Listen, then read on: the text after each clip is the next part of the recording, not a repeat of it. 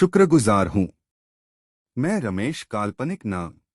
मैं अपनी बहन मृतक रीता के साथ हुई घटना से बहुत आहत हुआ हूँ।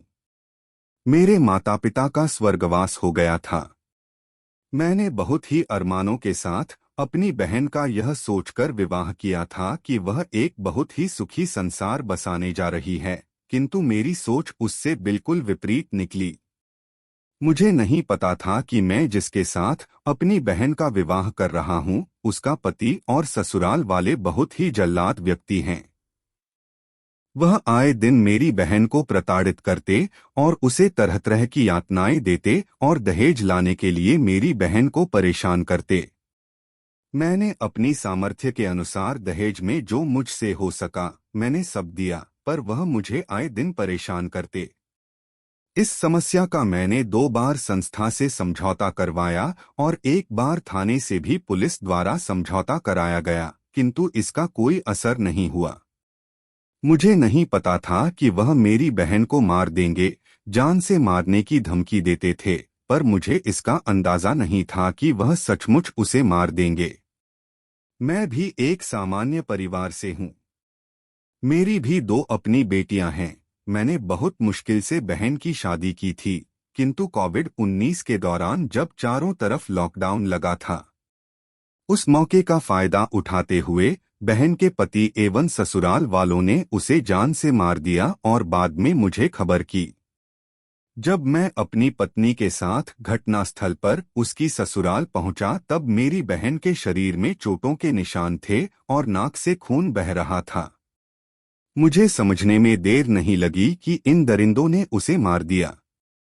मेरी बहन की 4 वर्षीय मासूम पुत्री उसके पास बैठी रो रही थी और कह रही थी कि चाचा, चाची और दादी, पापा ने मम्मी को मार डाला।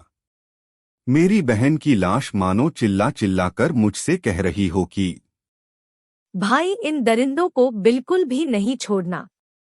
इन्होंने जीवन भर मुझे बहुत कष्ट दिए और अंत में मुझे मार ही डाला।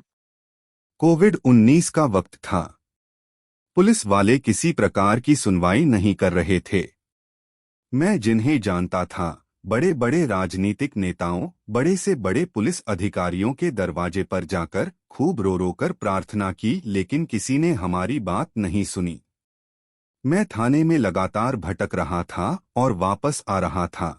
तभी मोहल्ले की कुछ जानने वाली बहनों ने मेरी मदद की और मुझे संस्था सखी केंद्र के बारे में बताया और फोन नंबर भी दिया। तब संस्था की काउंसलर उस भयानक वक्त पर भी हमारे साथ थाने गई और उन्होंने एफआईआर लिखाई और उन्होंने यह भी कहा कि तुम्हें जहां दिक्कत हो हमें जरूर बताना, हम पूरी मदद करेंगे।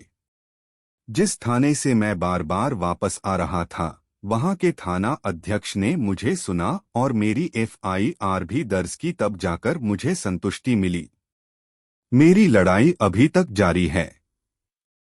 जब जब मैं अपनी कलाई को देखता हूँ, मेरे आंसू नहीं रुकते, क्योंकि इसी कलाई में मेरी बहन राखी बांधा करती थी। मैं संस्था की काउंसलर का तहे दिल से शुक्रगुजार हूँ और जिंदगी भर उनका आभारी रहूंगा, क्योंकि उन्होंने मेरी उस समय मदद की जब कोविड-19 का गंभीर दौर चल रहा था, जिस वक्त मेरे लिए एफआईआर दर्ज करवाना बहुत ही मुश्किल था। मैं आप सभी से पूछना चाहता हूं कि इस प्रकार के दहेज के दानव को आप लोग क्या सजा देना चाहेंगे? क्या आज भी हमारी बेटियां इस शिक्षित समाज में रहकर भी इस प्रकार की दरिंदगी को सहन कर दहेज की भेंट चढ़ती रहेंगी?